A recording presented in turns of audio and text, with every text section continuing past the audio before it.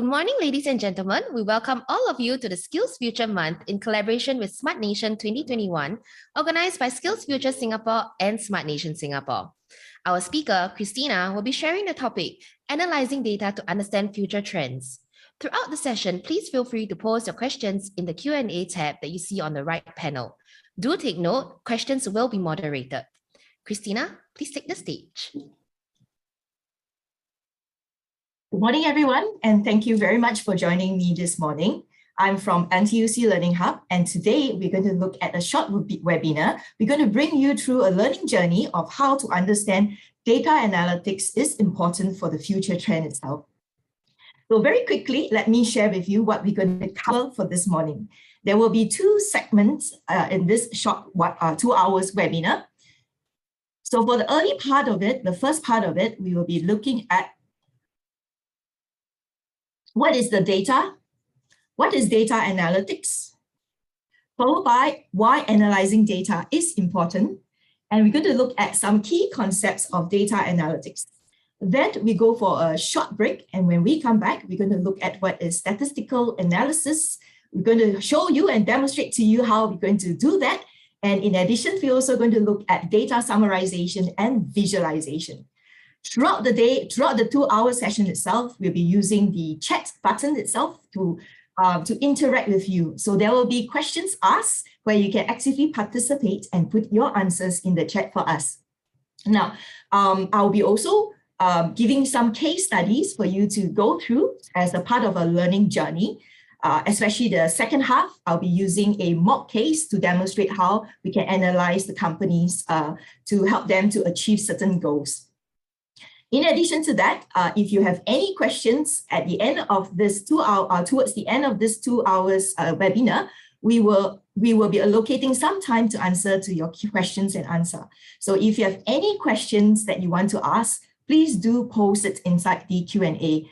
And because we have a large viewership today, we'll try our very best to answer as many questions as we can.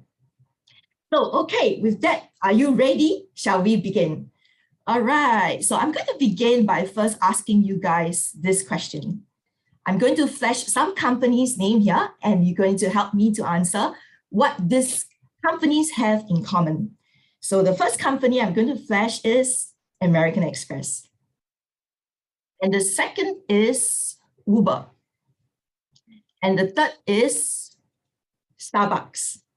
Now, at this point itself, some of y'all may be thinking, all these are American-based company. The answer is wrong because I yet to flash the fourth company.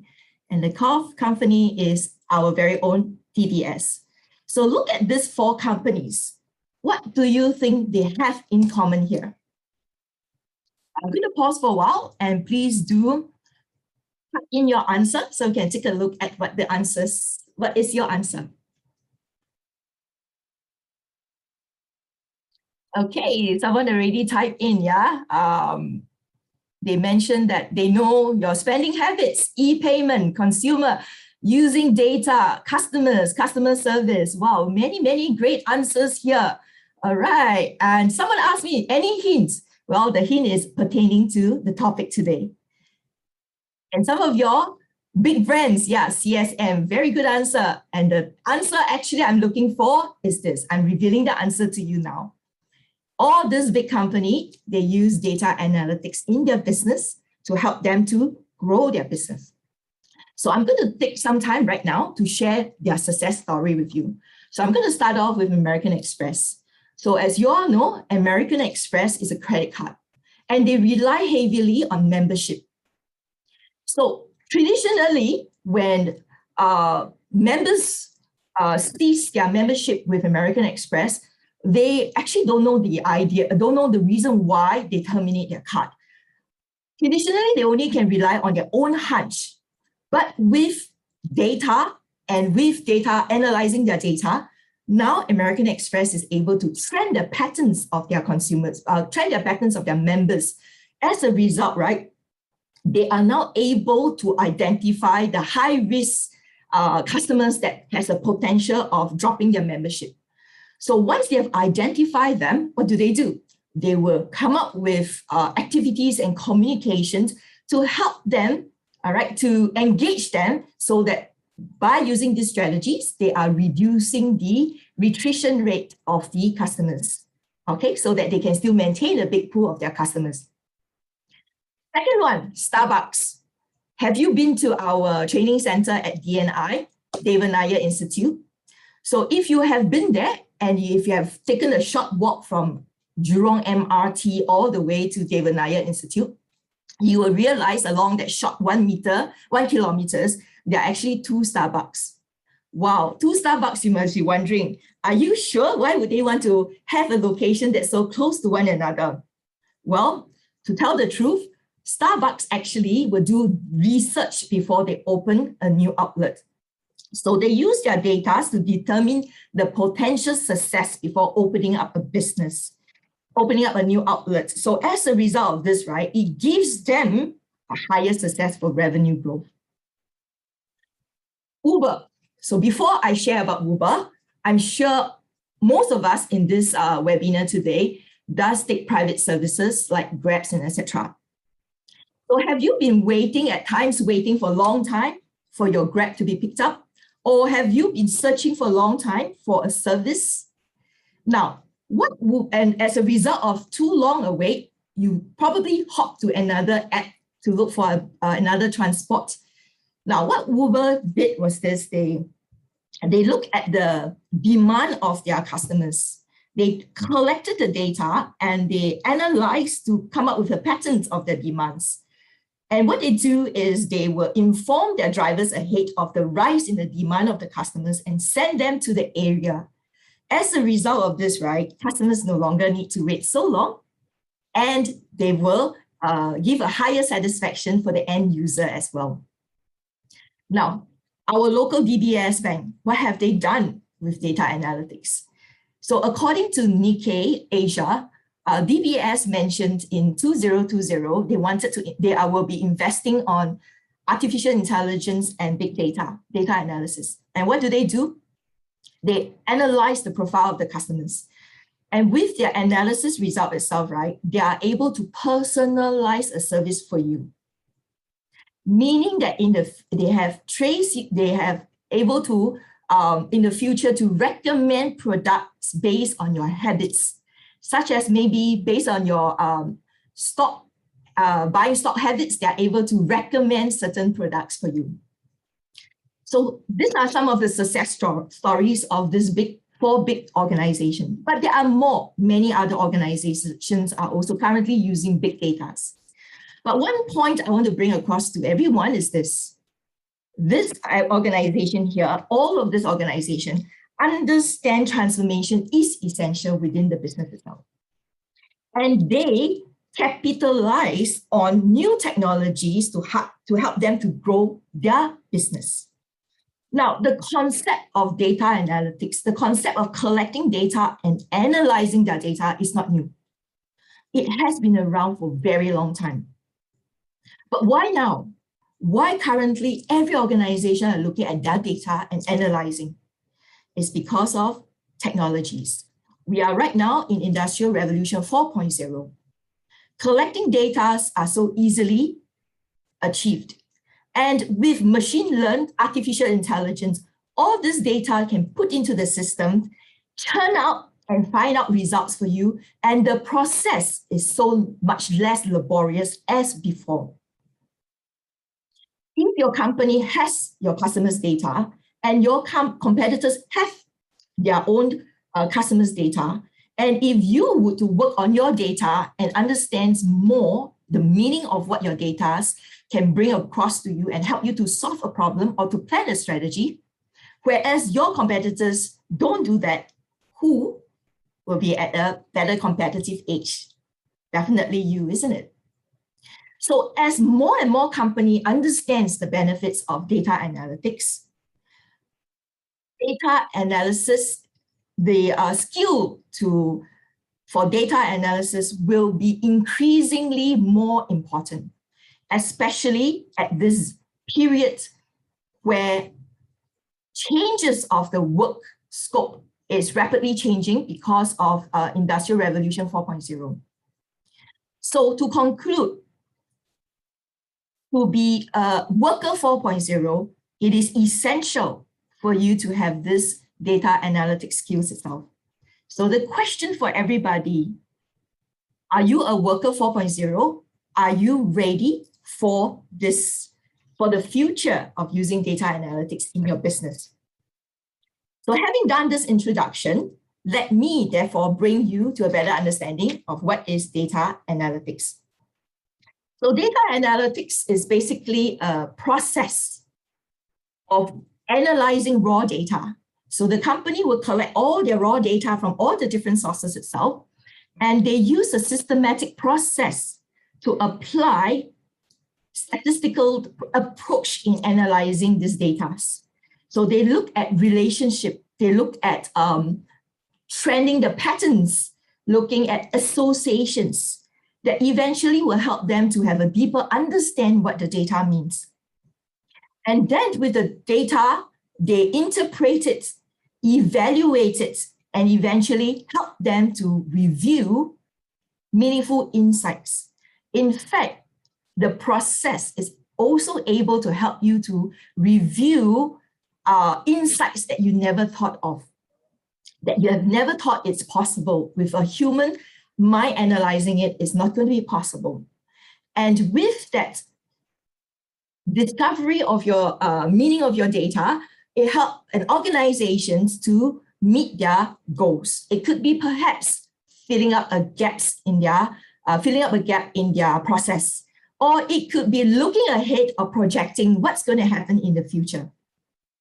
Whichever it is, the strategy that the company take on, you need data to analyze to help you to have a more accurate and a higher success in your plan itself. So I'm going to use one example to share with you. Last year was the beginning of our pandemic. And I remember during this period, early onset of the pandemic, there was a great rush of buying some consumer products, important products, or products that customers think is very important. And some of them are masks, hand sanitizer. And I have one friend who owns a small chain of supermarket. And he took this opportunity and he brought in loads of masks, loads of masks. You realize that after the hype itself, the sales of masks deep down. And because he's stuck with a whole many cartons of masks, he needs to get rid of it. As his sales is going down, he finds it very challenged to sell those masks that he has. So if he were to come to you and ask you for advice, what advice would you give him to help him to sell the cartons of masks that he has? So I'm going to pause for a while, and this is where you can put in your input, your recommendation to him in the chat. Sell it online. Okay, somebody has said. All right, what else other than sell it online? Anyone else? Yes.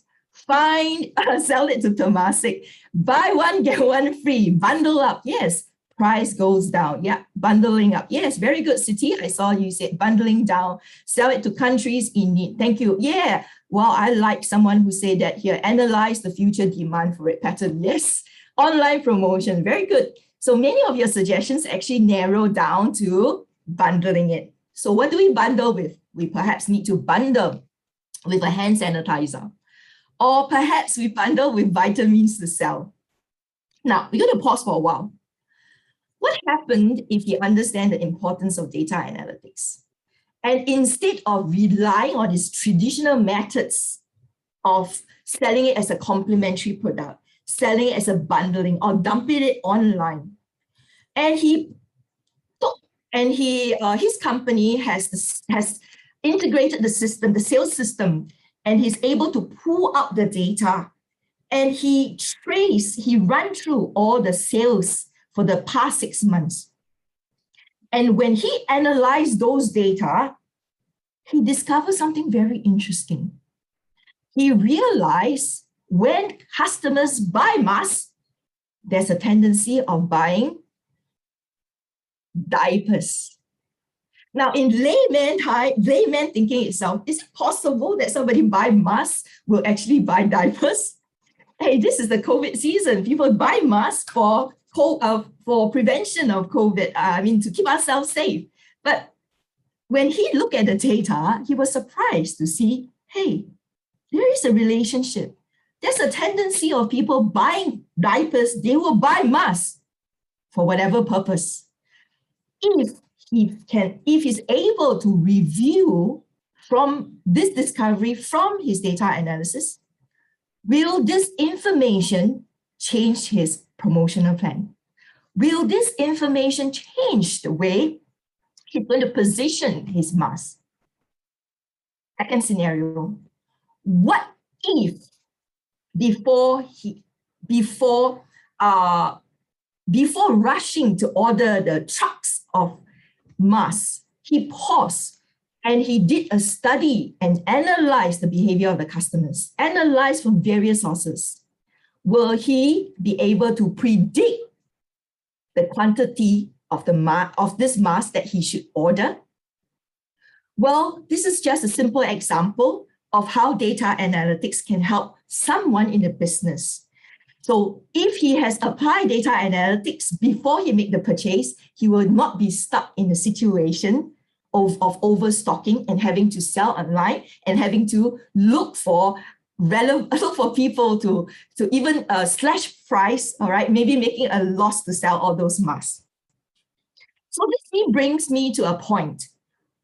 We all know data analytics is important, but organization may decide to take a different approach when it comes to data analytics. So what can they do? Some organization can take a reactive role, whereas some organization may take on a proactive role.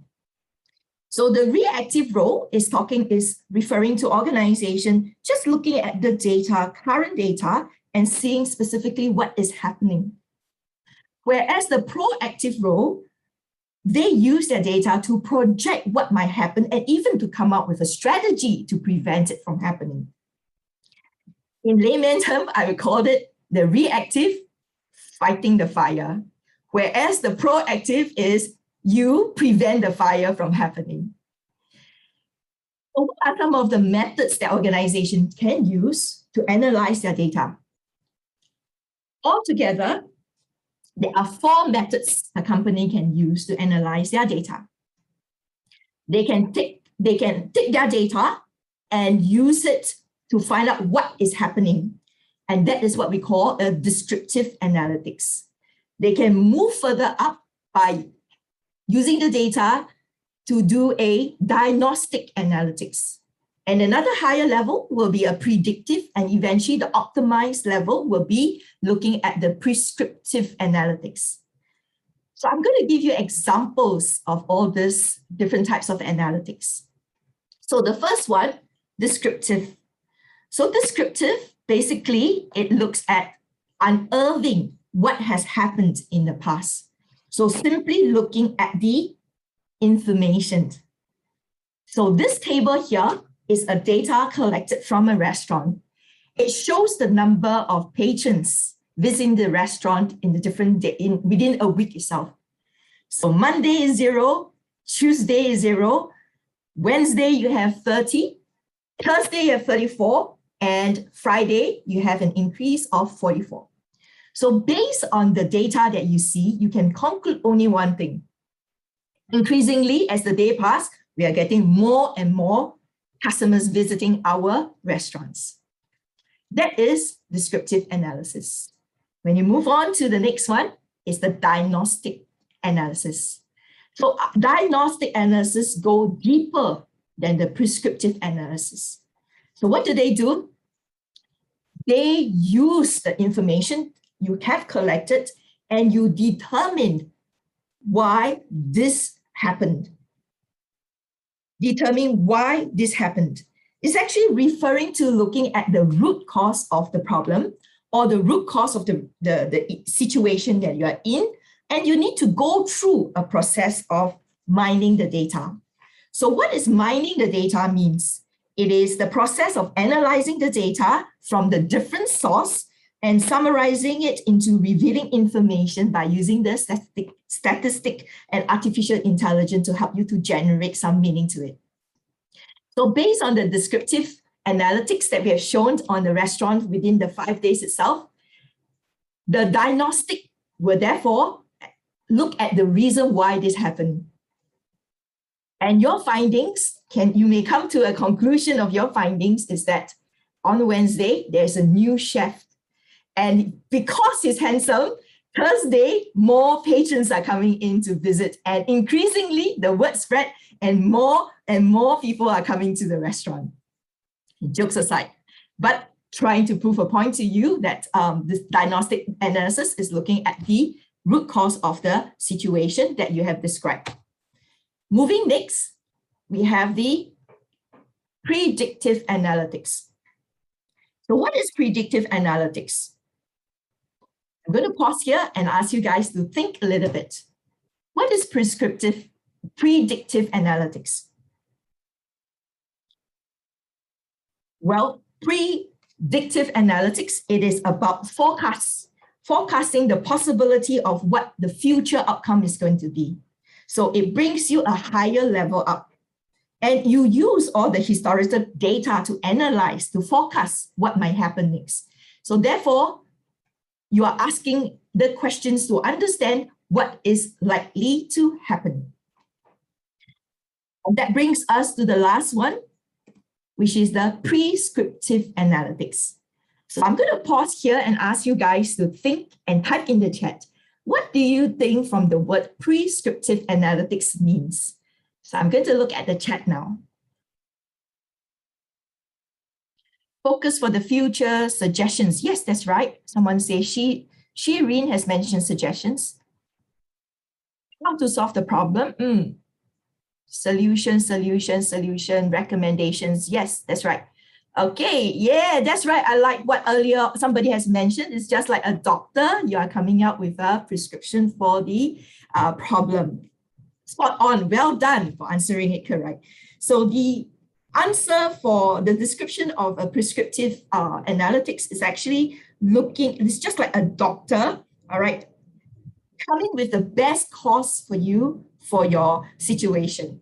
So the prescriptive analytics will pick up all the historical data. They will look and they can even project what's going to happen, and they can preempt if I were to come up with this situation, if this situation is happening, what can I do to prevent it from happening? So basically, it's a process of looking at new data then to enhance the accuracy of their prediction and to help them with providing a better suggestions. So to sum up, prescriptive analytics, it is about what is the best action to take in the future. So what I've just done is to quickly go through with you the 4 types of data analytics. So we have the descriptive analytics. We have looked at descriptive, we have looked at the diagnostic, and we have looked at predictive, and we have lastly looked at prescriptive. So which types of analytics do you think is important? Or is it necessary only to stick to one type of methods? Well, the answer is no. You should not keep to one type. It's best that you use all 4 types. All right. Analytics should not be just looking at the numbers from the past to describe it. A combination of all this is important to give you a better result for your problem that you have or the situation that you want to solve. And I'm going to use one company. I'm going to use one company to help you along to understand how this organization has made use of all 4 different types of analytics. This is none other than Netflix itself. Now, Netflix itself relies very heavily on subscription. So if you have signed up for a subscription with Netflix and every month you are paying for a flat fee of maybe $10, $20 for it, you expect to find movies that you like. So if you can't find movies that are interesting, you keep searching and you are unable to find something that you like, the next thing you might do is to cancel their subscription. And Netflix understand that. They understand that it is important for them to hold on they understand the importance of keeping their customers satisfied, keeping them engaged so that they will continue on with the subscription. So what did they do? They combine all the 4 types of their data analytics, and they make use of this to help them to grow their business, to ensure that customers are always satisfied. So firstly, they collect data from all their millions of viewers. Then they put this data, they analyze it to understand your past patterns. And by understanding your past patterns, they go on a little bit further to analyze the reasons of your behavior. Such as maybe you like to watch this program and you have been watching 2 or 3 times. And that is your past patterns that they have, the data they have collected. Then they look at it and they ask the question, why Sally has been watching this program? Is it because of the actors or is it because of the storyline? So they use data analytics to further understand your behavior. Now that they have understand your behavior and the reasons why, they therefore will start to give recommendations to you and suggestions. And they use this data to move one step further to predict what you may like. As a result of predicting what you may like, you will always find a recommendation that's suitable for you. And as a result, yay, Netflix is so good. I'm always able to find movies that I like. But that is not enough for Netflix. Netflix actually go a little bit further and they will come up with their own strategies and plans, knowing the background of the customers' behaviors and the reasons for why they're behaving like that. And they put into the system and they churn out, in future, if I want to continue to satisfy my customer, what should I do?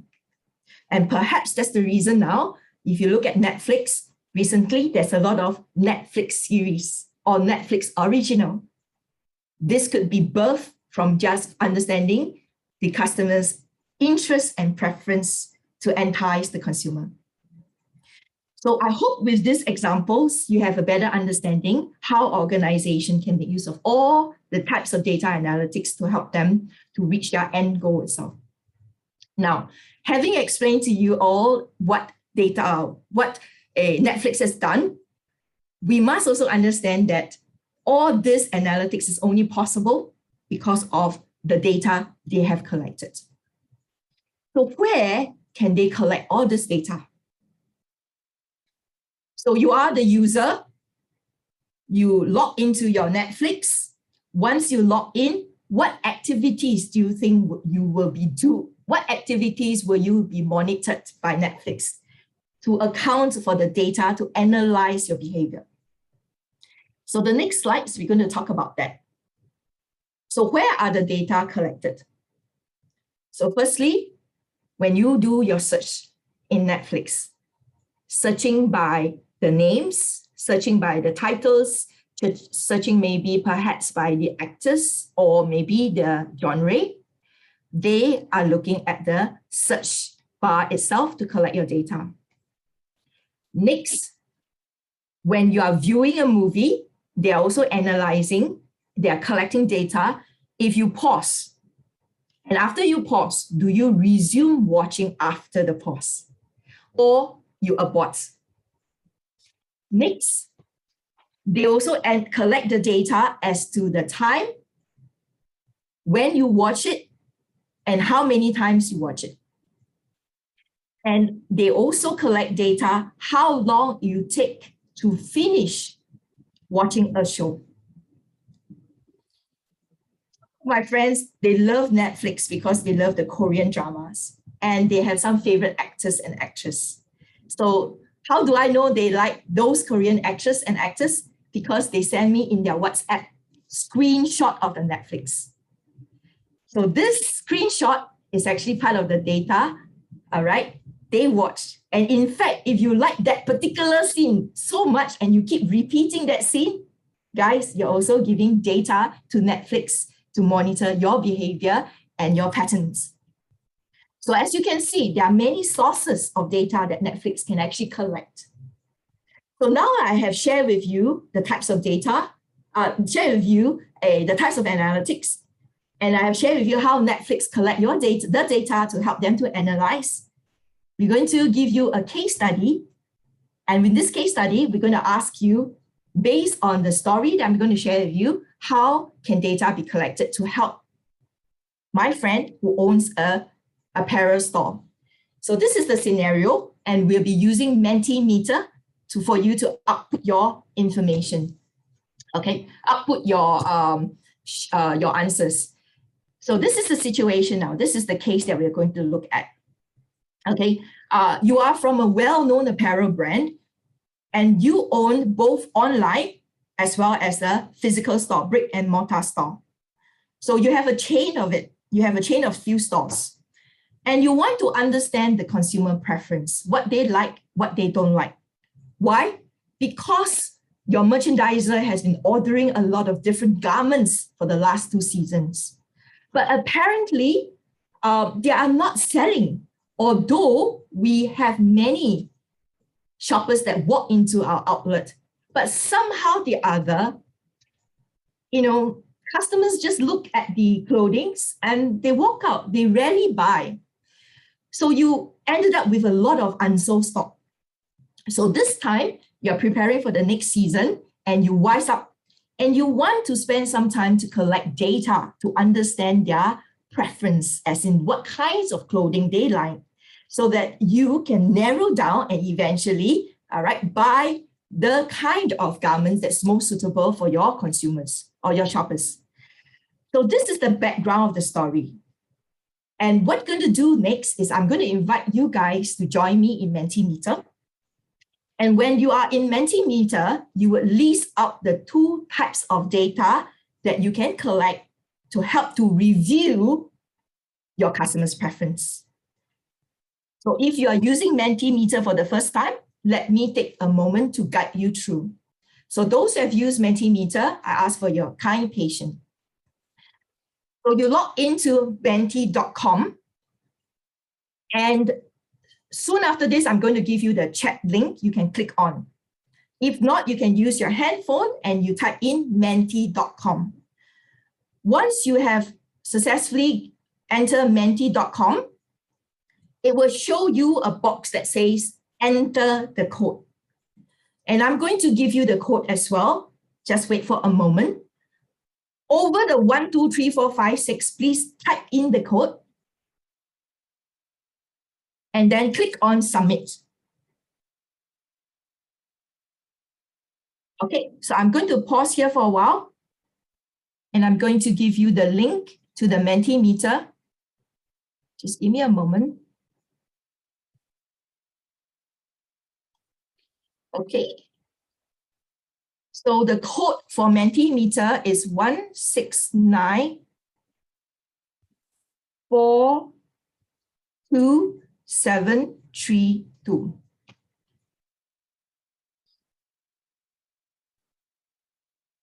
Okay, for those who are waiting for the link, I'm going to pull out my link and show you right now.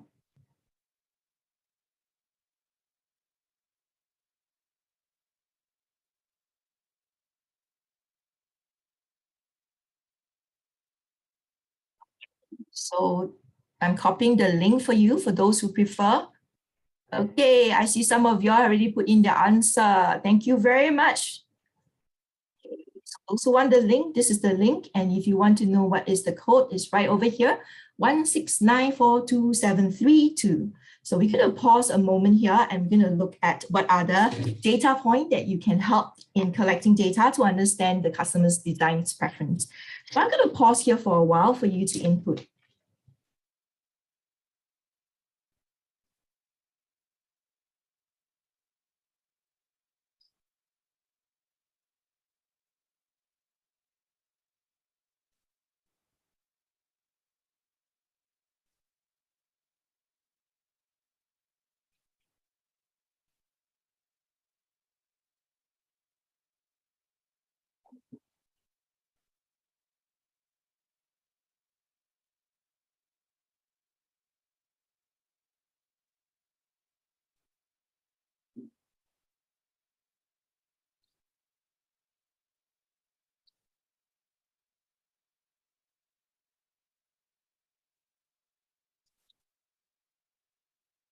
So do remember they have both online as well as offline. So meaning from the brick and mortar physical store as well as their online store.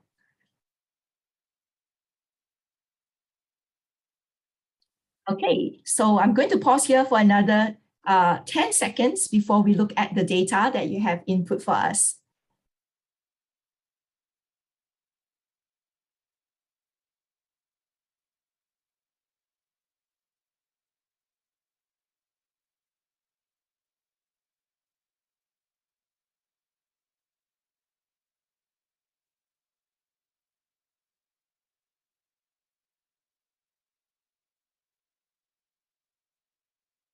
So I'm going to wait a little longer. It seems that there's still more people putting in their answer.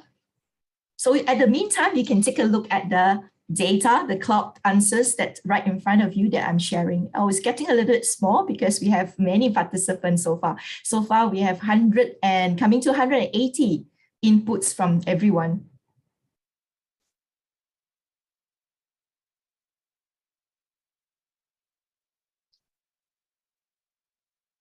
Okay.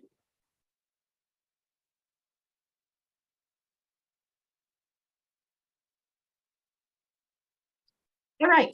So let's quickly look through what are some of the data points that you guys have mentioned. And the biggest one that I see is actually the POS, which is the POS system itself, the payment. And that, yes, that is a very valid point because from the POS system, you're able to understand what the consumers buy. And knowing what the consumers buy, you can have a deeper understanding of what kind of garment they like. So that's a very good one. And a lot of people actually put in as part of the answer. And also I look at, for the online, people looking at their Google Analytics. Yes, shopping cart. Yes, sales history. Yes, they also look at things like online search. Yes, the click on the website. Yes, looking at customers' annual income, looking at the materials, the shopping app, post-collected, existing data, consumers' profile. What else do we have? Click on the online, very good. And the visitor count, yes, the visitor coming into your store. Okay, all right, so very good answer and thank you very much for your participation. With a quick glance itself, right, you guys have given excellent answer. If you are attending my class, you pass, all right? I will give you the cert immediately. Now, based on this answer, there are certain things that may be missing. So if you look at it, right, you're looking at the sales history, you're looking at what's being sold, okay? But there is one data point that you may have missed out, and that is a very important data point. So I'm going to unshare this so I can share with you, which is the data point that I am referring to. Now, the POS system, yes, somebody just say also which items that is not sold. Very good. The POS system looks at what is sold. The CCTV may also looking at what the customers are looking at and how much time they are standing there to look at it. Now, POS and the sales received look at what is sold. But what about those garments that are not sold, but the customers are interested? How is this an important information? So what can be done? Well, with technology, you can actually embed IoT in your garment itself. A person may pick up 10 items from the hanger and they can walk into the fitting room. And in that fitting room itself, right? In that fitting room itself, they can register, all right? The sensor can able to read the 10 garments that you bring in. But eventually, after trying the 10 garments, you may buy 2 or maybe buy 1 because the 9 you may be interested, but something about it that you don't like. Is this important information for you too? So the point I want to bring across to you is this: data is everywhere. For you to begin your journey of understanding your data, you need to understand which are the relevant source and important source for you to bring your data across. And early on the Mendy, we saw so many different sources of data. If you put all the data in together, Okay, let me show you my slide. The data can be parked under, no, I'm so sorry here.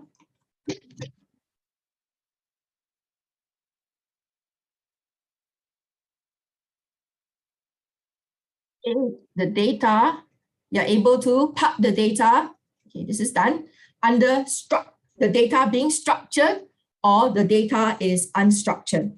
So what is structured data and what is unstructured data?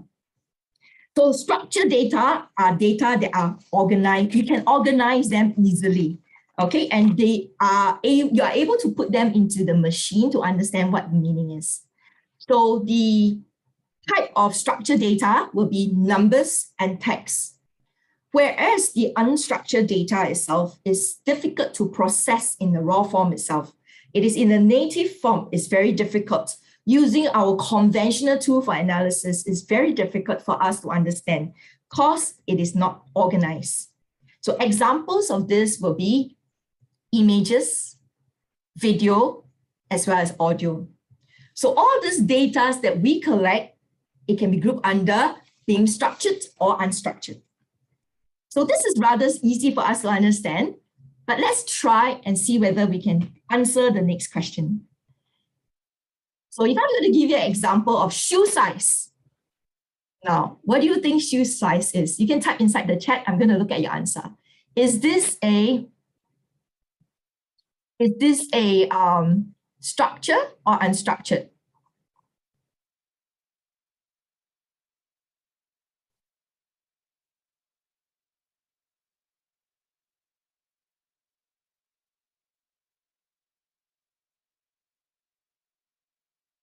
Okay, so most of y'all have given the answer. Yes, now I'm going to review the answer. You're right.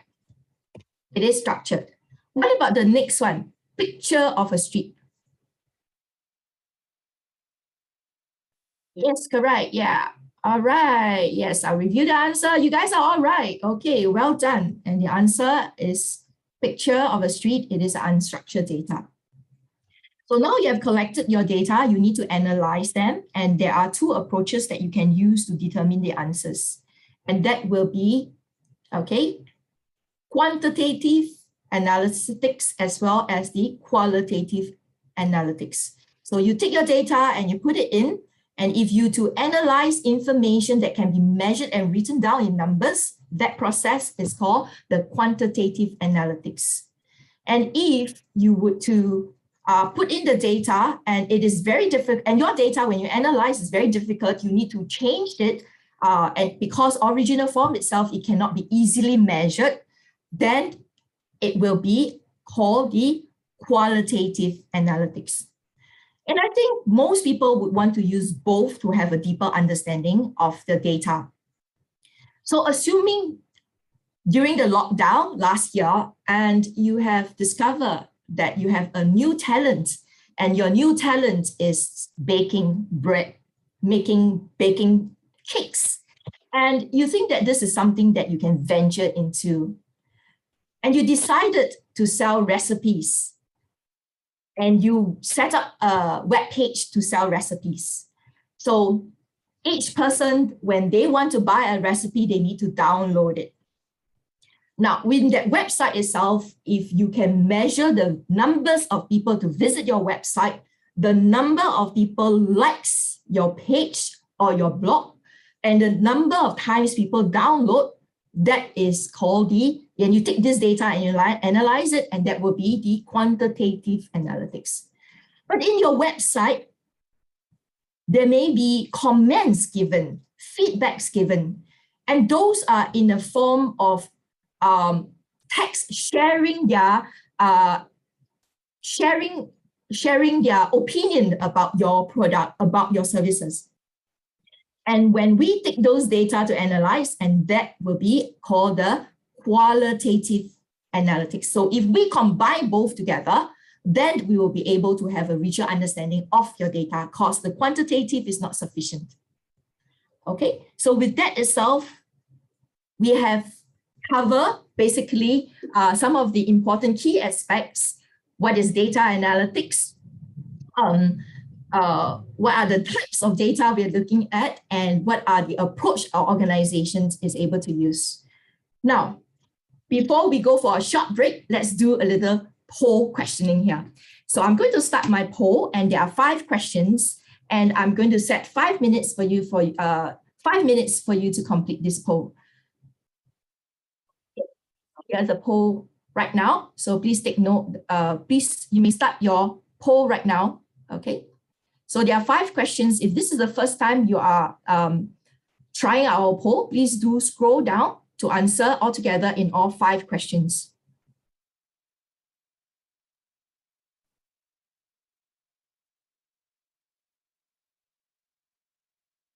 So I have already started my poll. I'm just wondering whether if you guys have seen the poll. No, okay. So is it possible that somebody can turn on the poll for me, please?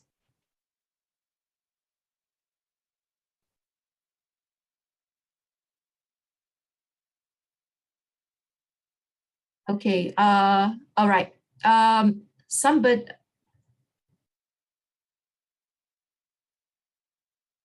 Okay, you know what? The poll is not turned on at this moment. Krystina, please give us a moment. We are currently turning on the poll. Give us about 2 seconds. Thanks 2 seconds, all right. Thank you. Okay, so in the meantime, I'm going to look at some of the questions that you guys have posted here.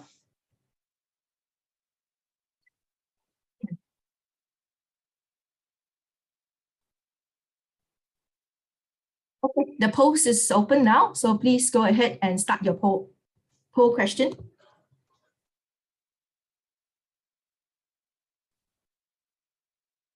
So I do apologize for a little bit of technical error there. Thank you very much for your understanding.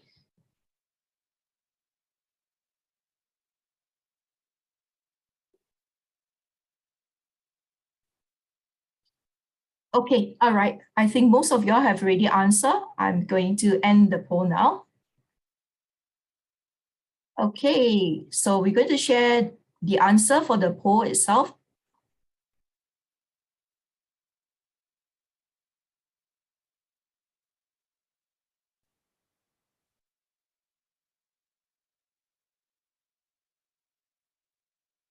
All right, so let's look at the poll result itself. So the poll results, right? The first question is data analytics. What is the end state that we want to achieve? So the correct answer is wisdom. It is not information, because the wisdom is the one that you do not want to just know information. You want to have wisdom to know what should you do next, or what can you want to know what you can do to prevent things from happening, or to apply a strategies for the future itself. So it's not just wisdom alone. You want to have wisdom to understand your next step. And this one, why quite equal, 50-50 almost. The 2 types or different types of data. The correct answer for that is actually 2, because we have structured and unstructured data. And you guys mentioned 4 is because you're thinking of the types of data analytics, like the descriptive, the diagnostic.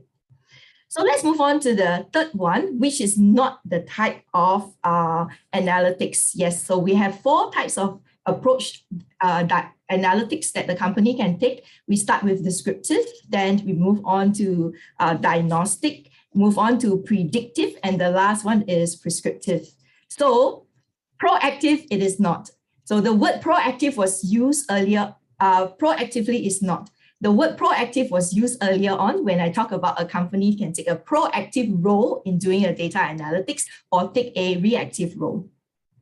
And the second last question is, what are the benefits of the data analytics? So the answer is all the above. Yes, analytics data, and when you analyze data, is able to help you to identify your needs, support your decisions, and increase the process of efficiency. So the right answer is all the above, and 94% of you guys has answered it correctly. And the last question, all right, what is the structured data? So obviously the structured data is it is something that is very organized, and therefore the answer is number.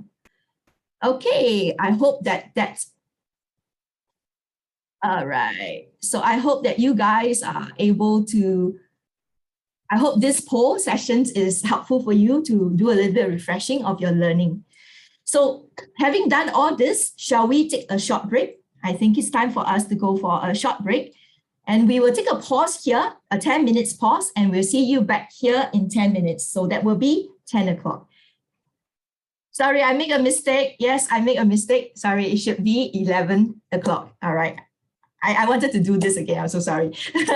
So then 10 minutes later will be 11 o'clock. My apologies. Okay, welcome back, everyone. I hope you have a good short break itself. Before we went for our break itself, I was sharing with you the concept and the data analytics, about data analytics and how it works. Now, I have looked at the Q&A. There's this question I'd like to address right now.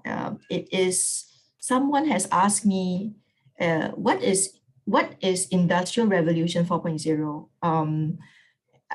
Is it only means, okay, so Industrial Revolution 4.0, it is a era where, now, okay, let me rephrase it. Now, all organizations are looking at new ways of doing things so that they can improve in their earnings itself, improve to earn more, and probably need to reduce their operational costs. So every era, there will be opportunities for new discovery. And from that new discovery, organizations is able to write on this. So I'm going to use an example to share. Probably you might have a better understanding. Now, Industrial Revolution 4.0. Few years ago, I met up with my professor and she told me about a story, told me about herself when she was waiting for O-level. She went to look for a part-time job. And in that part-time job itself, right, she's actually a part of the assembly chain. And she was building a typewriter. So it's very repeated. So the whole time during that shift itself, she told me there's only 5 steps she needs to do. She needs to pick this up, put it in and lock it. So it's a very mundane work, and to build writer in that assembly line itself, right, it is really very time consuming, not cost effective. You have situation where workers fatigue and they may not be able to work overtime. Even the sales team is able to pull in more orders. So companies are always looking at new ways of doing things. So Industrial Revolution began when there's steam engine. So when steam engine came about, there's new ways of doing work processes or new ways of running things. After the steam engine, we move on to the second Industrial Revolution, and that is using the electricity, and that's when the assembly line comes in. Then the third one is when Industrial Revolution, we have the discovery of computer. So we have a discovery of computer.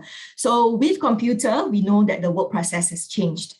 And right now we are Industrial Revolution 4.0, where we use the new technologies that we often hear of,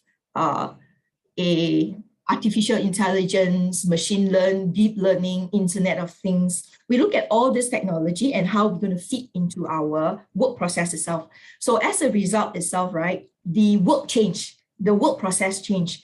And in each new era itself, there is new skill that individual needs to learn. So I remember those days when I was very young, typewriting skill was very important. And during my school holiday, my mom would say, hey, don't waste time, go and learn typewriting. So I was forced to learn typewriting. And I remember those days, newspaper comes out, recruitment, you must have certain words per minute. Then moving on, the computer, when discovery of computer and everybody in the office started to use computer, and we're not talking about Microsoft then, my mother will ask me, hey, go and learn computer. I remember learning all the DOS names and all the formulas. Oh, I can't remember now. It's so hard to remember. To print a document, I have to remember what are the steps in order to print, in order to press the right functions to print that document. It's a new skill we need to learn. And moving forward now in the Industrial Revolution 4.0, there's also new skills. And part of this new skills, right, we see a lot of transformation is actually data analytics, because the process of collecting data is now easier and faster. So as a result, right, with all this invention of new technology, we are currently in Industrial Revolution 4.0. And if you are ready for, and you therefore become a worker of 4.0. So a worker of 4.0 means you embrace the new change in the processes and learning new skill. And data analytics is one of the new skills that organizations are looking at. So more and more organizations are looking at the importance of looking into their data. Because software is available, all right, data can be easily collected. No longer is going to be manual. So take example, when you buy not so manual, process of collecting data is so much easier. So take for example, if LTA or MRT wants to know about their customers' patterns. Previously, we do not have an easy link card. They need to hire part-timer, stand at the MRT gantry and click, click, click, click, click, click, and type in. But now, assuming that we all registered with an easy link card and customers is able to information, it can be easily collected, because once you tap in, tap out, tap in, tap out, the company system will collect all this information. So this is one example of comparing the previous way of collecting data and current way of collecting data. So with technology, data can be easily collected, and then you can pull the data out and easily analyze. That's why it is much easier these days. The process is faster. So as a result of this abundant data, right, it is a forward skill that we should be looking at, because it doesn't impact only the examples I've given, like big organization. It can impact, these new skills can be port over to many, many different industries. Even in HR itself, you can actually look at new skills for the HR, data analytics to analyze your number of employee exit, why do they exit, and how long do they work before they exit. And this data itself is very valuable for you to analyze, to predict if this continue happen, what you're going to do to ensure that the employees stay longer than they wanted to. All right, so you can come up with new strategies and so on and so forth. So it is not just restricted to the examples that I've mentioned. So one of the questions that someone also asked me is, what tools do we need for data analytics? I'm going to take this second session to share with you some of the skills that's required, and I'm going to demonstrate to you. Now, before I do that, I want to share with you this slide. And could you tell me, what do you think it is, this slides that I'm sharing? Okay, what do you see right in front of you? So you can type in the chat and tell me, what do you see right in front of you? Faces, jigsaw puzzle, yes, correct. Okay, so this is an incomplete puzzle, isn't it, right? You guys are right. So let's say that I am going to give you a big prize and to the first person who complete this puzzle. And you want to get this big prize from me. What would you apply in your strategy to help you to complete this puzzle? Okay, in your answer, what strategy will you use?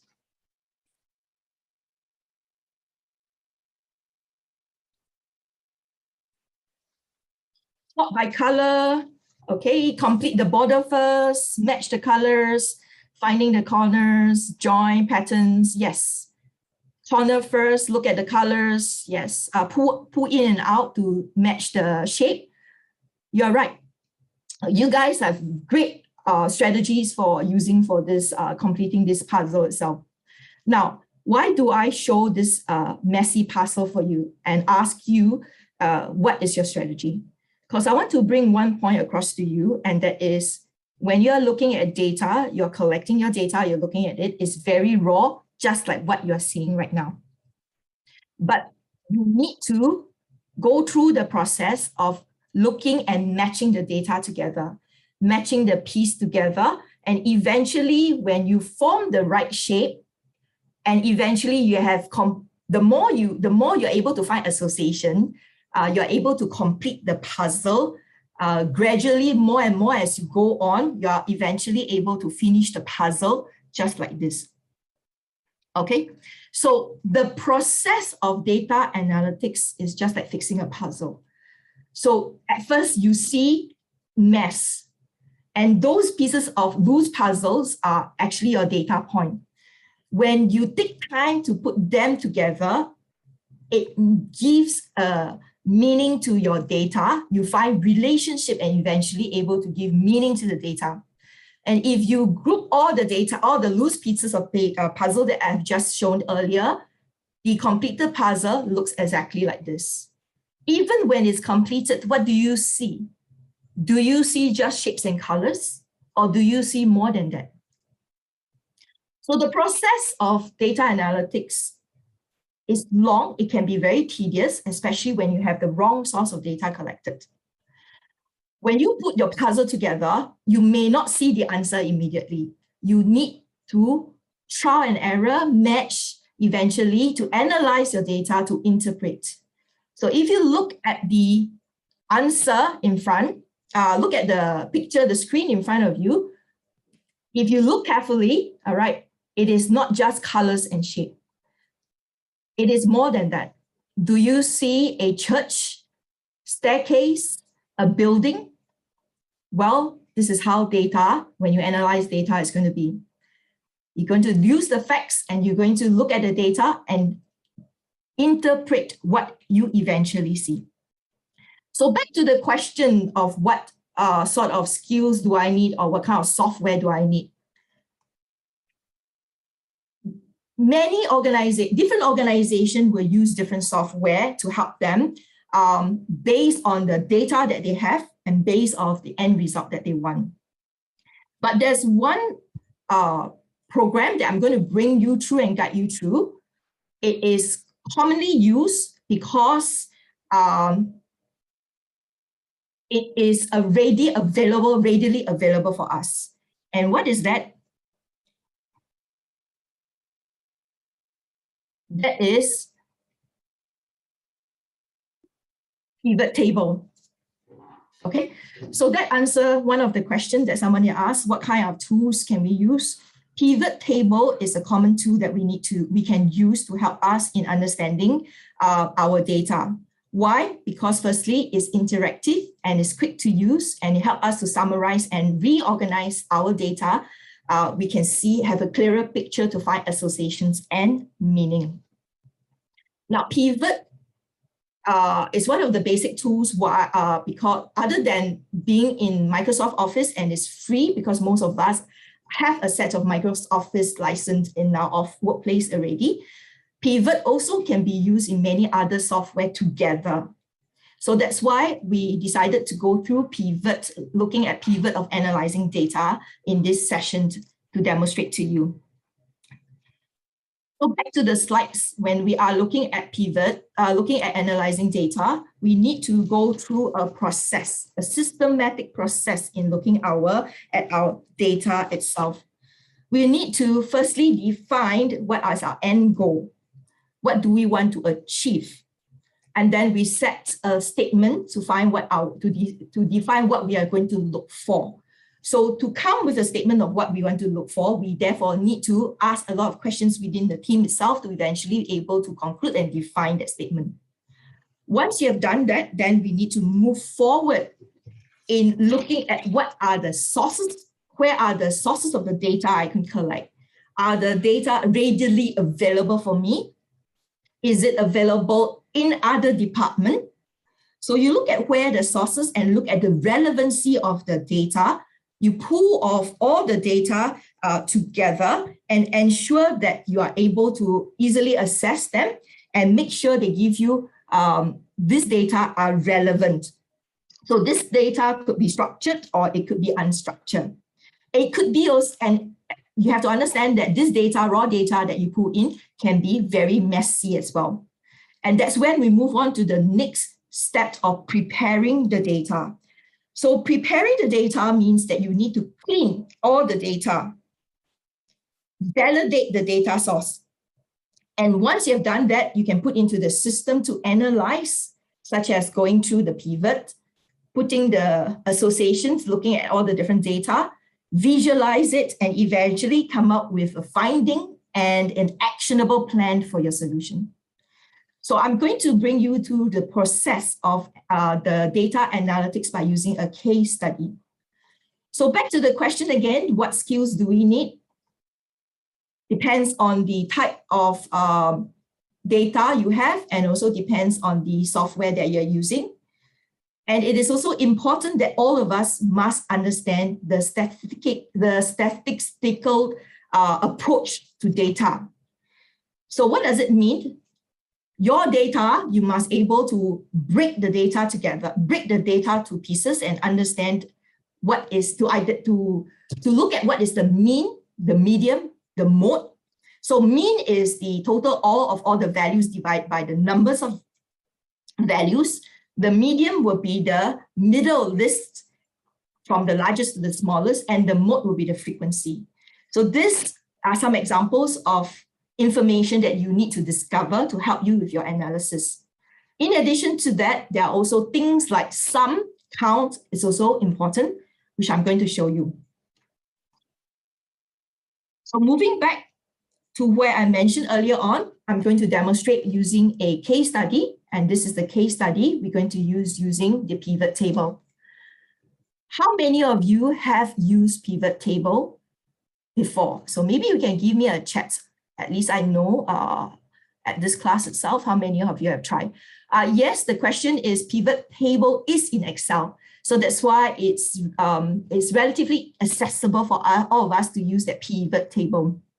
Okay, so the pivot table is found in Excel, and Excel is found in your Microsoft, and because our business usually have a Microsoft, therefore is easily accessible for us. So my question to you is, have you used pivot table? So if you have not, please give me a no, and if you have, please type in the chat yes.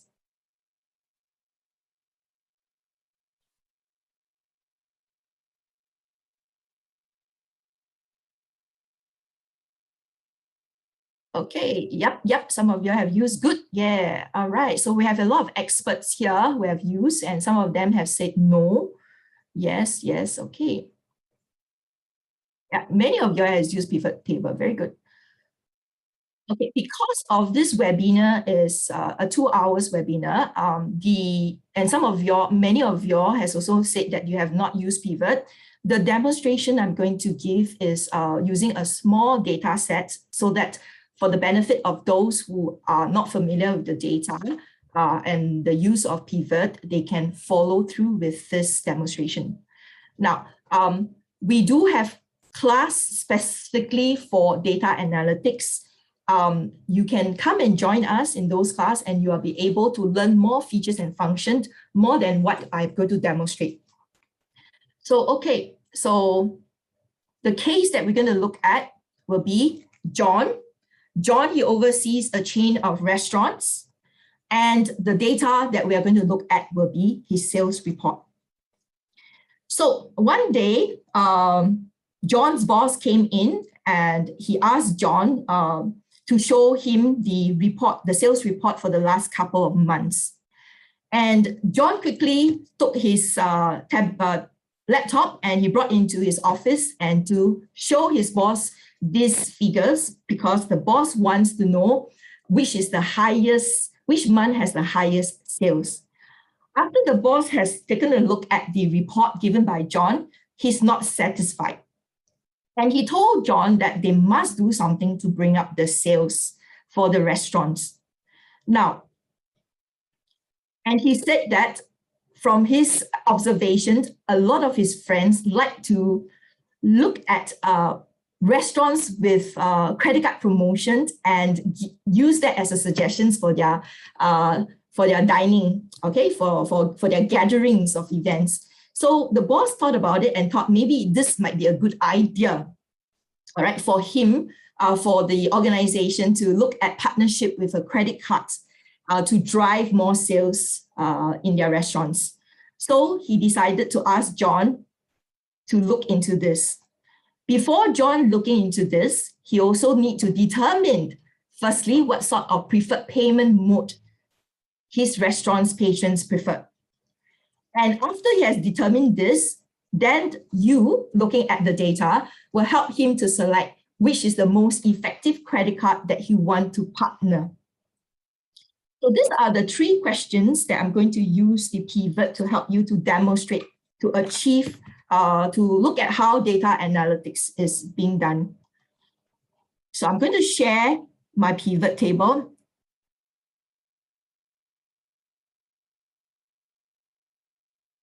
I'm going to firstly share my Excel, and this is the data that I've created. So this is a very small size data and it's a mock data.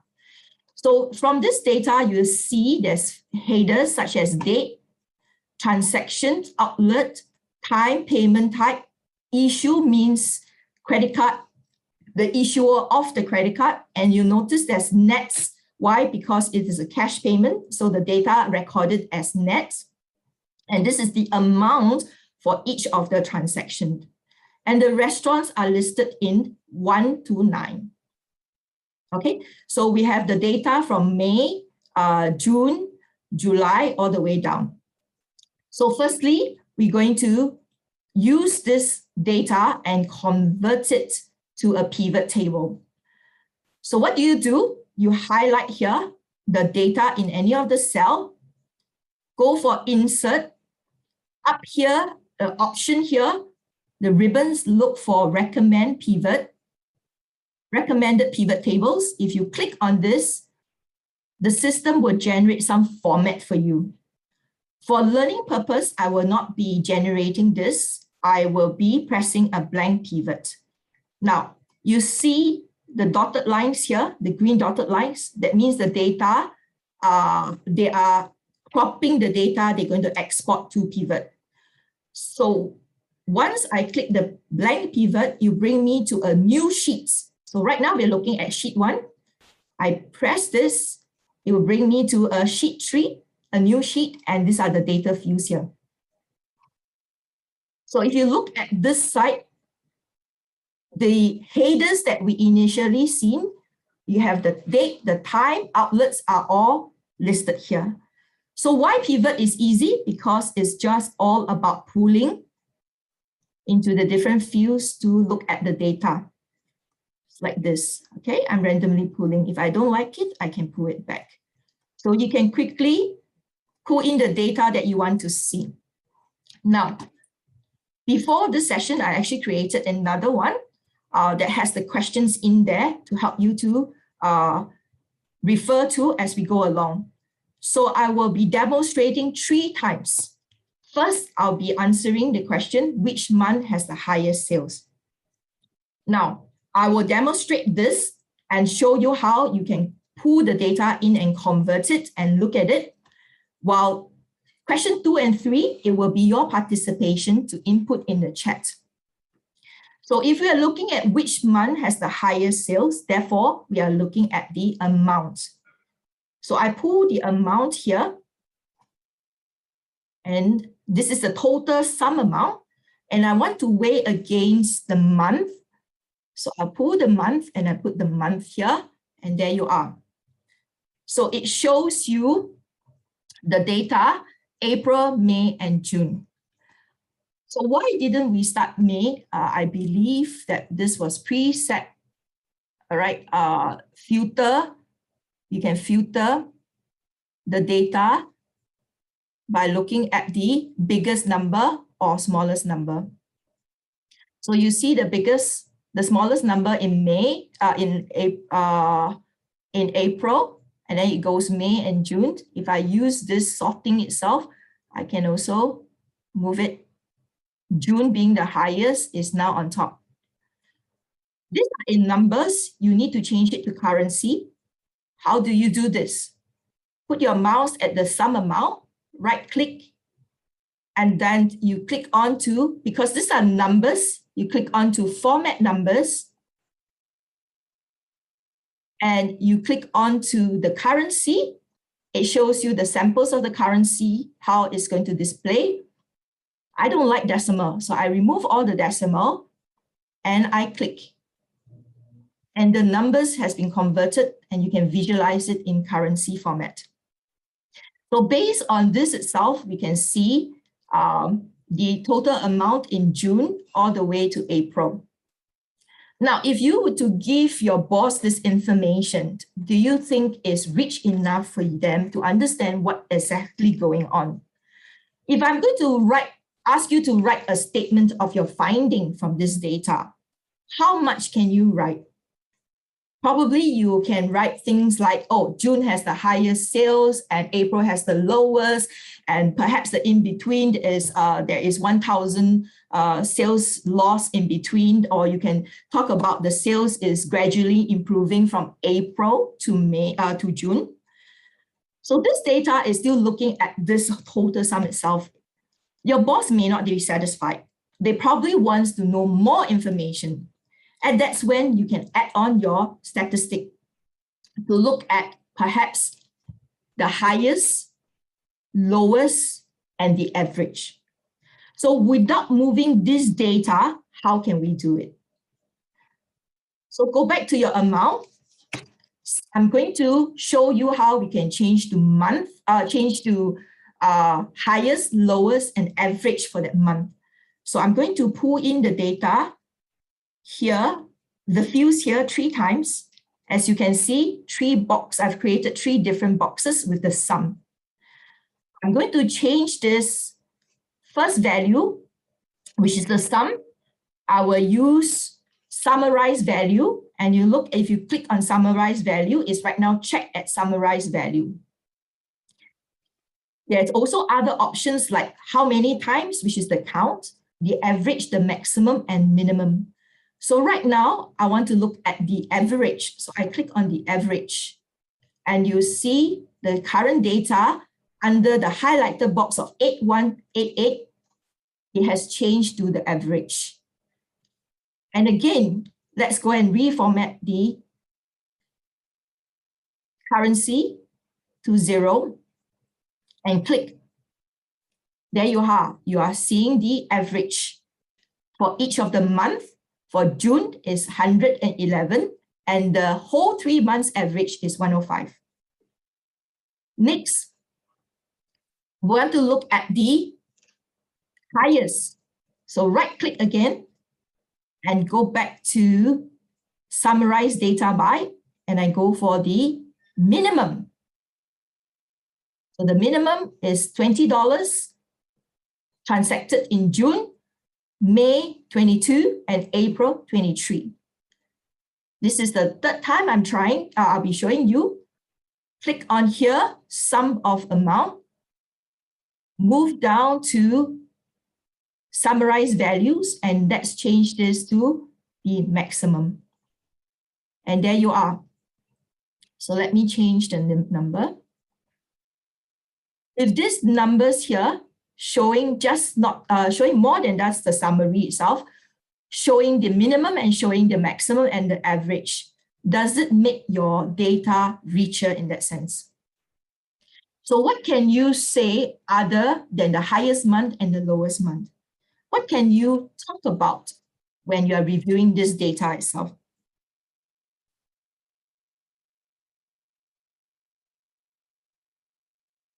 Okay, let's change this last one, and there you are. So what can you talk about in this data? So you can identify to your boss, you can say that, oh, the average sales for the last 3 months is 105. June itself, you have a total higher sales of 8,000 plus. However, in June itself, right, their average minimum is only 21, which is below the average of May and April. Okay, so this is the first demonstration I'd like to demonstrate to you guys. So once you're done with this, right, you can create a new one, or for simplicity, I'm going to show you, you can put it back here, or you can uncheck like this and it back to your blank for you to pull in more data to analyze. Okay, so next it's where I'm going to ask you guys, and we're going to look at how we can use this data to analyze.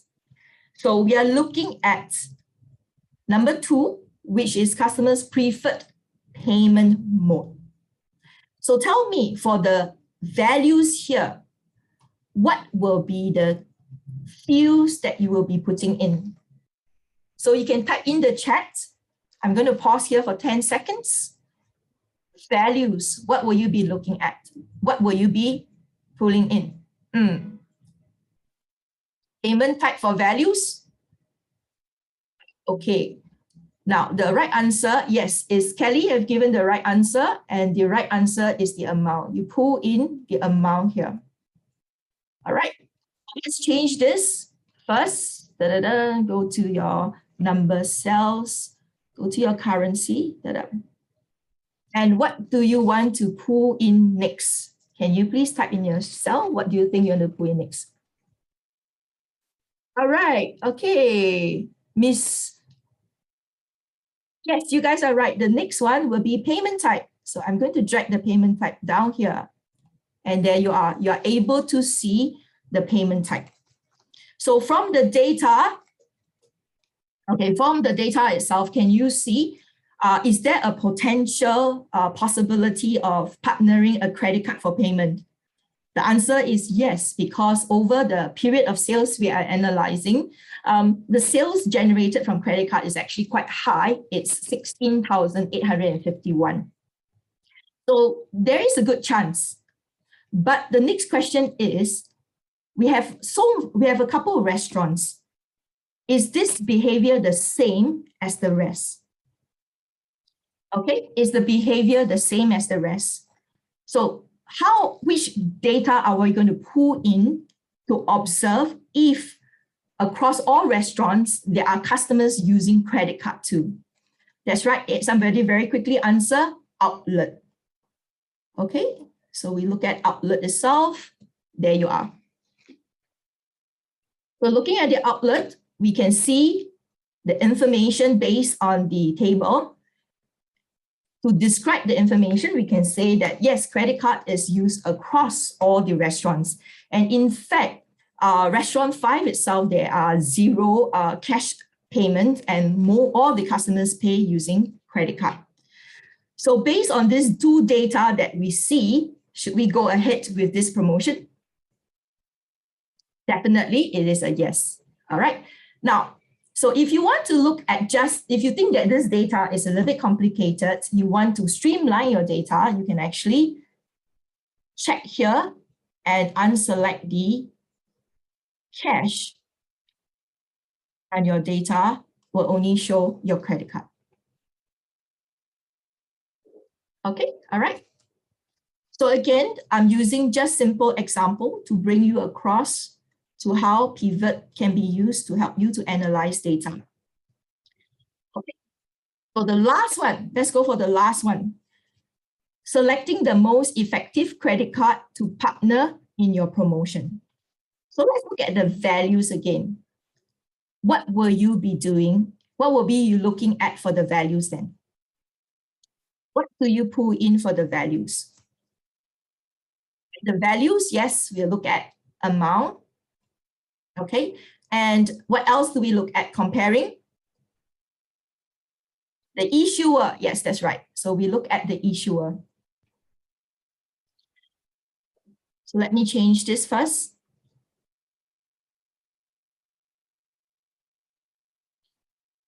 So if you look at the information, the data given here, there are certain things that are not so relevant, which is the nets as well as cash.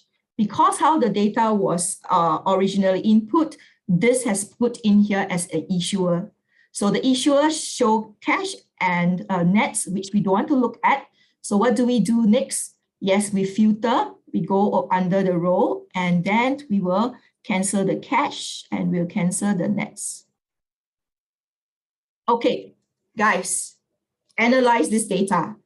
How, based on this data alone, which credit card would you select? UOB, DBS is a winner. UOB is a winner. DBS is a winner. Okay. All right. Why DBS is a winner? Perhaps you're looking at the highest amount. So this data is pretty messy because it goes by alphabet order. Let's click on it and look at the amount and filter down, sort it down by highest to the lowest. So if you look at the highest to the lowest, which one do you think you should be choosing? Is it still DBS now that it's the data are presented clearer? If you are basing on the highest, it will be definitely UOB. But this data itself, right? Some of you are smiling, maybe a DBS user, it's not sufficient to make a decision. We need to look at many things, need to look at more dimensions. And I'm going to bring in two other dimensions for you to analyze. So at this moment, the answer most of you are selected is UOB. Okay, now next. I'm going to add in two more. And I'm going to change it to, let's go average. All right, and then I will change the format to currency 0. All right, and the last one, I'm going to summarize by looking at the count.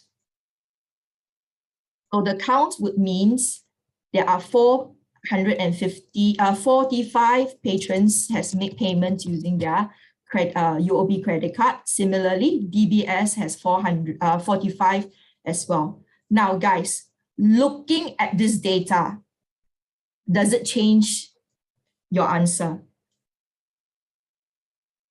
So let's talk about it. If you look at the average, which bank has the highest?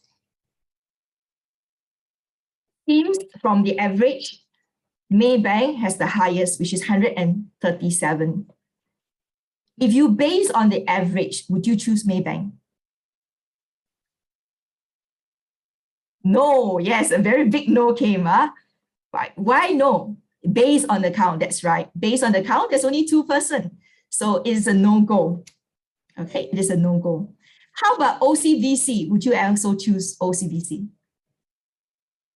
Probably not as well. So we left with UOB, DBS, Citibank, and Amex.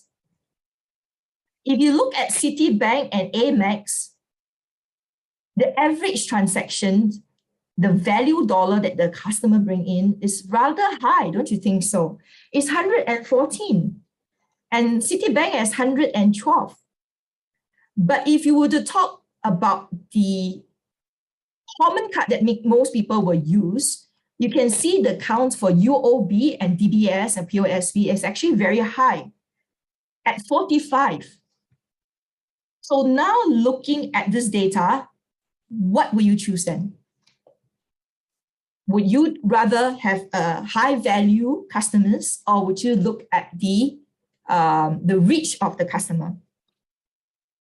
So some of y'all put Citibank, some say UOB, DBS, some are looking at the high value. Yes, that's right. Depends on the promotion. Okay. Yeah, you can also use the strategy, all right, starting with the lowest one first. So the question is, the point that I bring across to you, if you look at the other dimension, other data where you add in, right, it actually changes your decision making. And the correct answer to the question, it really depends on what is your end goal that you want to achieve. What is your end goal that you want to achieve? Okay. So for me, right, for me personally, I go for Amex and or Citibank itself because it is high value. Okay. All right. So this is a short activity to bring you across to understand how you can use pivot, and using pivot, how you analyze your data.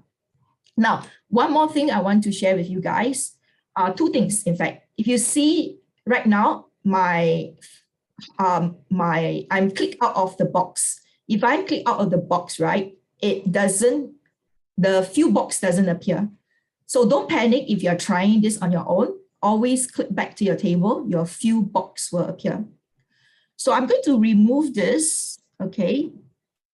And I'm going to look at the data. Now, this is a simple data. In real life itself, you may have large data, more complicated data, and perhaps you already defined at which threshold that you want to look at the data. So for example, if your boss has inform you, we only want to look at credit card that brings in more than 4,000. So how going to filter it out? So this is my demonstration to you. Click on here, and then you go to filter, and we are going to filter the values, and we're going to input the values greater than or equal to 4,000. So right now we have UOB all the way to OCBC, but I want to sort it out to 4,000 and below, 4,000 and above. Voila, there you see. Very effortlessly, you're able to sort this out, and you're able to identify all the issuer above 4,000. Okay, so with that itself, I hope it's helped you to appreciate data a little bit. But then again, as I mentioned, this is only the introduction of using pivot to analyze. You need more skills than that. So what are the other things you will require? Okay, so let's go back to your case, my PowerPoint. Other than applying the statistical analysis, such as arranging them in mode and medium and mean and sum and count, which I've demonstrated, your data, remember, is very messy. And because your data is very messy, you need to remove duplicates or maybe to substitute your missing values. And you need to validate your data for quality as well as accuracy. And eventually filter the data. Your data is very huge. You also need to learn many ways to filter your data to pick up the small sets, as well as more features and functions, as well as formulas that you can use. If you do come for our class, you're able to learn through more comprehensive what are the skills needed. And in addition to that, one very important point, learning the skills, learning the skills are good, but more important, you need to practice, and more practice. So in NTUC LearningHub, we have created this program especially for the needs to bring anyone who want to learn more about data analytics. We have a foundational class prepared just for you. And if those find that analyzing data, what I'm demonstrating, is interesting and you want to appreciate more, please do come and join our program.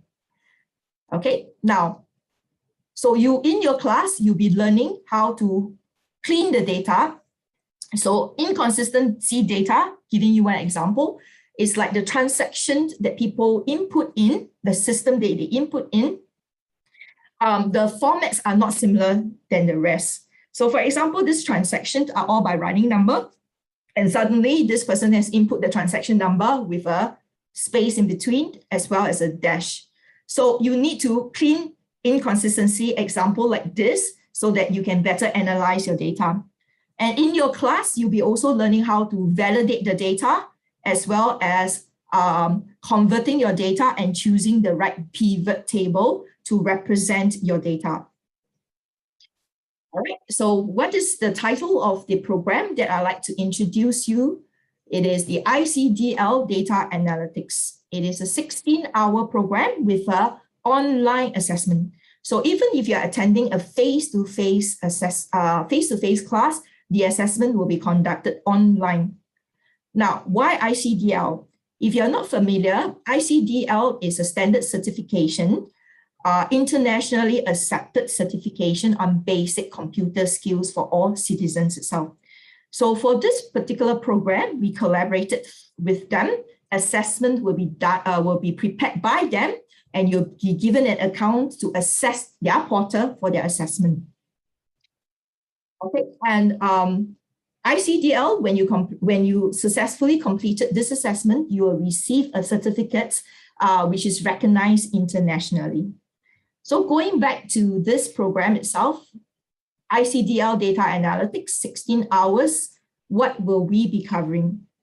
So the topics that you'll be learning in this program will be understanding the main concepts of data analytics in the business, applies the statistical analysis concepts to data sets, know how to import data into the spreadsheet and prepare it for your analysis. We are learning some of the features and the formulas to use for cleaning and filtering your data. And then in addition to that, we'll be also converting your data to pivot table, pivot chart to summarize the data. And we are using live case study as well as huge data for you to practice and practice and practice during the lesson itself. Okay, during the lesson itself. So if early on, I did mention about Industrial 4.0, and because of Industrial 4.0, there is change of our skills. And if you're interested, you can sign up for this program called SkillsFuture Digital Workplace. It is a 16-hour program itself that brings you to understand what are the transformations to prepare yourself to be a worker 4.0. And in this segment, in this program, we have a short segment talking about what is big data and data analytics. But there is no hands-on. If you are coming from an organization and you want to engage our service for this program, we are able to contextualize and use your data to help help your employee to learn data analytics. But that will be a special class that's assigned only for your employee. It is what we call a corporate class itself. Now, if you're afraid of assessment, the good news is this program does not have assessment. It is a workshop. It runs both face-to-face as well through the E. So this is the only few program in LearningHub that doesn't have this assessment. So with that itself, I have brought you through the journey of data analytics, and I hope that you have learned more than what you came for. And I hope that I have helped you to deepen your appreciation on understanding data. Now, before I end the session, okay, I would like to answer a few questions from the chat. And one of the chats is asking me, hey, visualization, how do we visualize the data? So I'm going to pull up my data again, and I'm going to show you how it's analyzed, how visualization, you can visualize the data. So as you can see right in front of you, I have this data here from my last demonstration. What I need to do is click on, okay, click on the data, press the ribbon that says insert, and up here, you will see pivot chart. So if you to click on to your pivot chart, there you are. The next icon that comes up shows you the different formats of the pivot chart that you can convert your data into. So you have column, you have line, you have pie, you have bar, you have line, column, bar. Okay, you can choose any of the format that is suitable for your viewers to look at the data. So right now, I'm going to do a column bar. Okay, so you see data for NETS, UOB, DVS will be input to here once I click the OK. So with one click, you're able to convert your raw data into a pivot chart to visualize it. If you are not happy with this during your analysis, you would like to change it, you can actually go in here and click on the data that you want, and it will change according to your needs. All right, so this is a quick demonstration of what pivot chart is. So pivot chart is actually not very difficult. Okay. So I had somebody say would like to know more. Okay, due to the constraint of time, please do sign up with our program. There's another question that asks, what do I need? Do I need basic Excel? What do I need before I sign up for this program? Okay.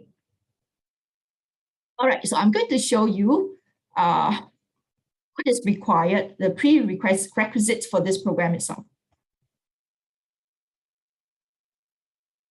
Okay, so this is a prerequisite for this program.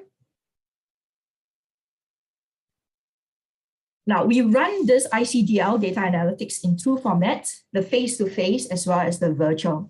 So for the face-to-face itself, right, you may need to require to know Excel spreadsheet, including some formulas at the workplace.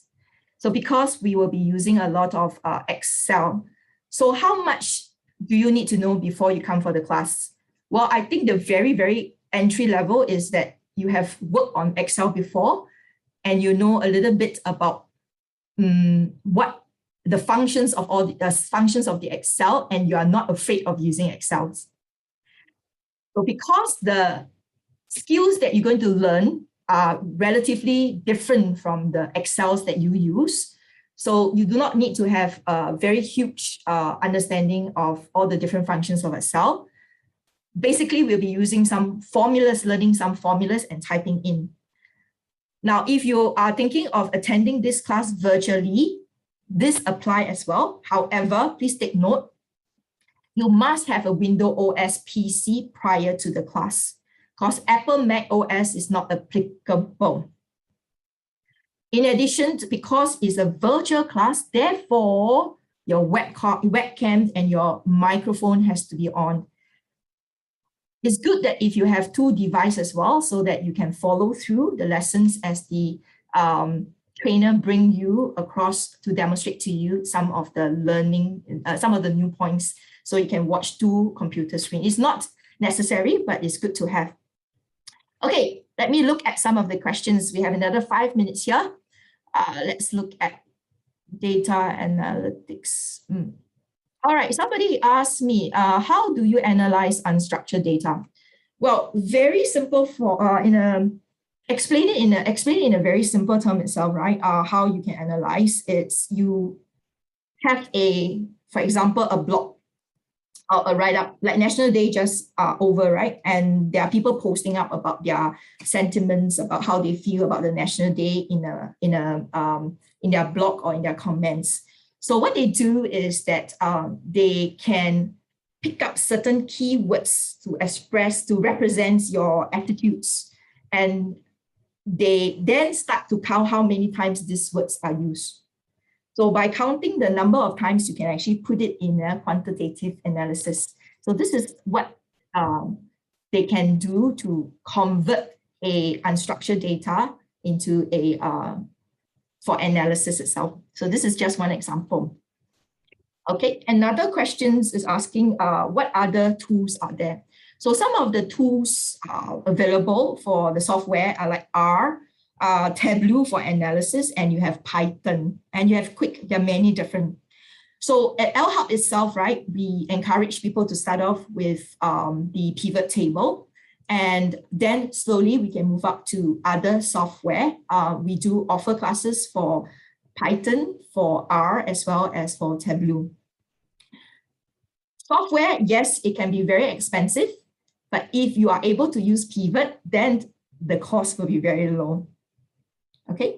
Another question asking is data analysis in demand. What do you all think? With the rise of big data and company using big data, okay, definitely it will be in a rise. And in fact, urgently, if you look at the recruitment pages, there are a lot of openings for this role itself. Okay, so courses are subsidized, yes. And when is the schedule? Courses are subsidized, and the schedule coming up. Let me see whether we have the date. I think every week we are running a class, and the location is, I think there's one starting next week, which is online, and the following week will be via face-to-face at DNI. So basically, if you are thinking of attending a face-to-face program, it should be at either at DNI, which is Devan Nair Institute at Jurong, or at the Paya Lebar, or at the Bras Basah location itself. Why the iOS is not suitable? I believe that the system itself may be a little bit different, and the course itself, all of us it's easier to go through with the learning, for the trainer to go through with the learning. That could be one of the reasons. Okay, so let's look at what are some of the questions in here.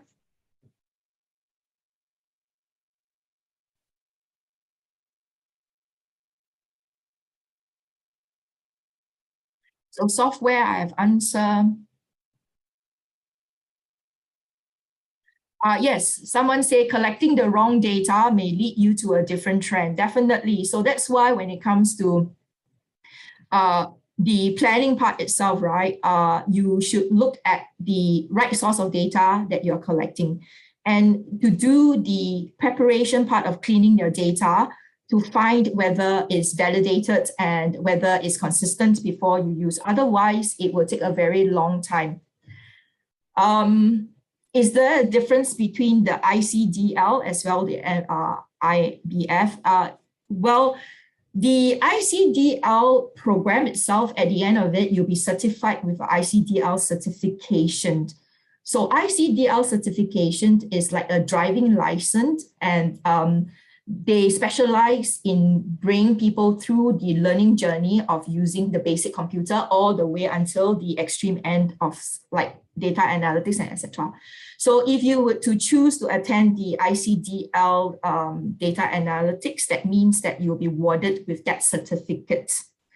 Now, if you to attend the IBF, then you will not, number one, you probably will not receive the data, the certificate.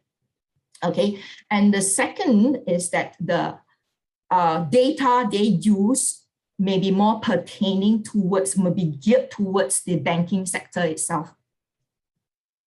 Okay, maybe geared towards the banking sector.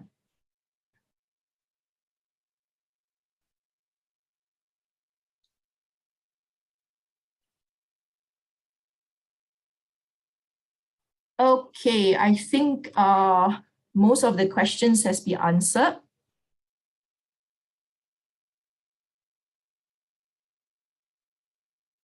Okay, there's somebody asking me about the role of a data analysis. Now, the role of a data analysis, if you look, they may call it different names, engineer, architects, but all of them are contributing to different roles itself. So some of the role is just basically to input the data to visualize, whereas some may need to scrub the data, mine the data, and clean the data. And others, they may go on the extreme side and coming up with a software program to determine where the data are collected and to define how they can predict the future analysis itself. Okay, so I think more or less we have answered a majority of the questions you have given, but the time is almost up. If you have more questions, do feel free to write into us and ask us. And before we end, I'd like to show you, I'd like to say a very thank you to everyone who has participated in this program. And I hope that you find it interesting and you're beginning to enjoy data and analyzing data. So I'd like to say congratulations, ladies and gentlemen. Yeah, you graduated from this 2 hours webinar, but that's only the beginning. Please do move forward and learn more and be an expert in this area. And with that, ladies and gentlemen, thank you very much for your participation. And I'd like to end off with this QR code that brings you to this program. Okay, see you all soon in one of our programs. Take care and God bless. All right, ladies and gentlemen, before the session ends, please scan the QR code and provide your feedback or comments on the webinar. And lastly, I'd like to share with you about our skills and training advisory service. If you're not sure how to get started on your upskilling journey, you can sign up for our free one-to-one skills and training advisory session, where a skills ambassador will guide you in understanding your career goals and provide suitable course recommendations. Simply scan on the QR code, indicate SFMX Smart Nation in the mandatory field, how do you hear about us, at the bottom of the registration form.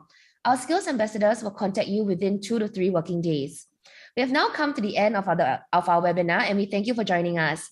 Hope you have gained important insights from our speaker. Thank you and hope to see you in our other sessions.